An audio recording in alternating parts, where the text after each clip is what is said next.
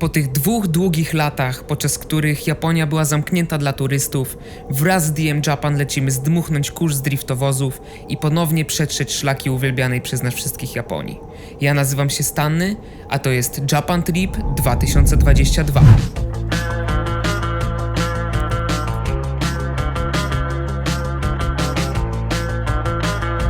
Tuż po wylądowaniu każdy z nas starał się z całych sił zwalczyć jetlag, więc naszym pierwszym przystankiem był Family Mart.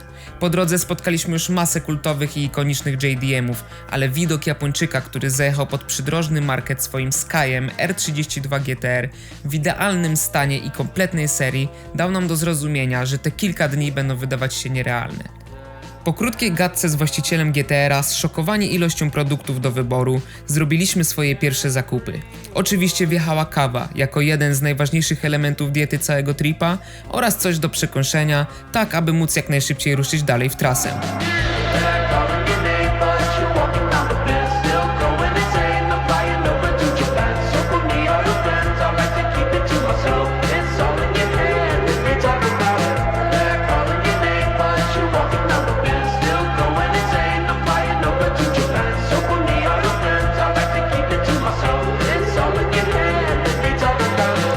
Twin Ring Motegi. Tor wyścigowy zbudowany przez Hondę w 1997 roku. Składa się z 2 różnych odcinków, które łącznie mają ponad 7 km. Do tego wszystkiego mieliśmy okazję zobaczyć scenę jakby wyjętą z filmu. Starszy pan, prawdopodobnie na swojej emeryturze, który w weekendowy poranek postanowił przyjechać swoim Typerem na tor i pooglądać wszystko z góry. No nic bardziej japońskiego już dzisiaj chyba nie zobaczycie. Stąd udaliśmy się do Honda Collection Hall, gdzie dosłownie przenieśliśmy się w czasie.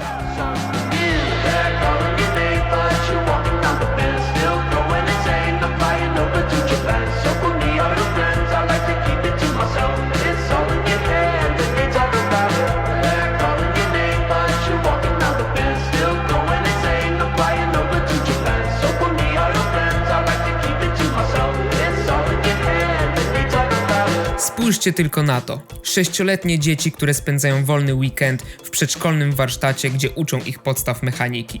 No przecież to ma taki klimat, że sam nie mogłem w to uwierzyć. Spełnieni tym, co widzieliśmy dotychczas, udaliśmy się do następnego celu, na który wszyscy niecierpliwie wyczekiwali. Jedzenie. Zabrano nas do najbardziej miejscowego lokalu z ramenem, jaki można było sobie tylko wyobrazić. Niech was nie zmyli obrazek tego miejsca, bo jedzenie było przepyszne, a vibe jaki panował w tym miejscu jest nie do opisania.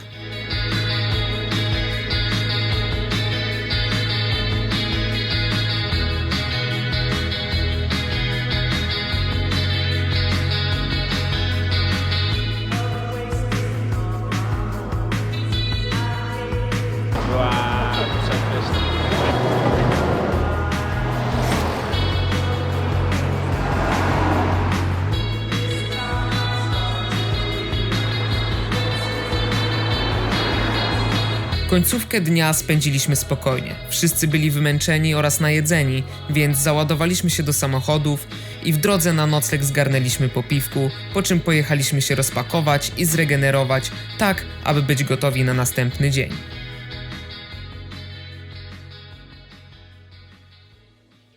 Po dobrej dawce snu i pobudce przy dźwięku wodospadu zebraliśmy się wszyscy przy samochodach, spakowaliśmy to co najważniejsze na tor i nie wiedząc co nas tam czeka, uderzyliśmy w stronę głównego punktu tej części wyjazdu – Ebisu Circuit. Nikt nie wiedział czego możemy się spodziewać na miejscu. Minęło bardzo dużo czasu od przyjazdu gaijinów, którzy w sporej części pomagali utrzymać to miejsce w porządku. Dopiero w momencie jak zobaczyłem tą bramę wjazdową do zoo, uderzyła mnie rzeczywistość i zacząłem sobie myśleć, że to co wydawało się fikcją z internetu, zaraz wydarzy się naprawdę.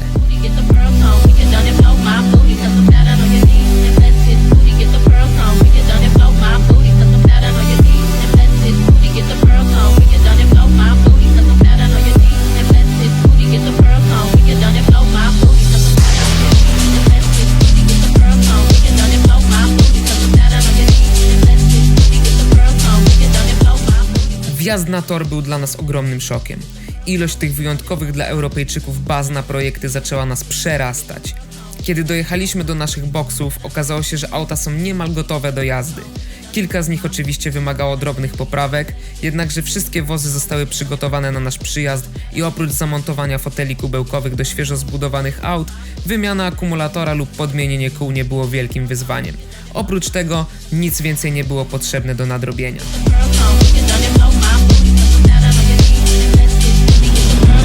Jest piękny.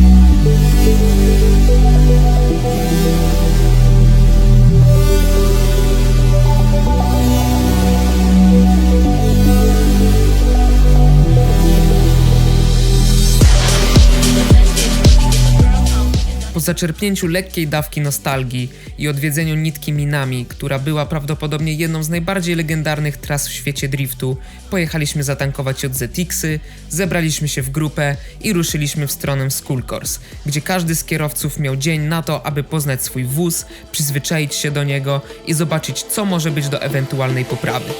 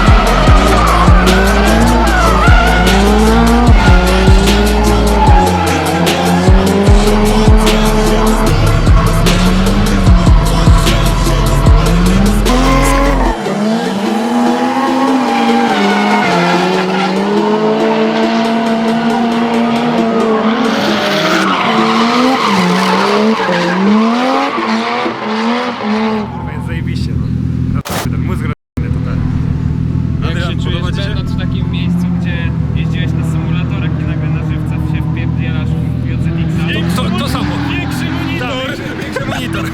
Lepszy fotel, bo nim buja, kurwa. Ale nie, serio? Pomogło to na pewno, bo Myślisz, że radziłbyś sobie, gdybyś nie symulatory? na pewno dużo dłużej by mi to trwało, żeby się przyzwyczaić do torów i do ułożenia wszystkiego po lewej stronie, nie? Bo sobie przełożyłem z symulatora 2 miesiące wcześniej wszystko na lewą więc stronę i się uczyłem, nie? do skrzyni biegów. Tak, i już nie ma tak, że nagle, wiesz, że prawą ręką próbuję, tylko automatycznie wszystko lewą.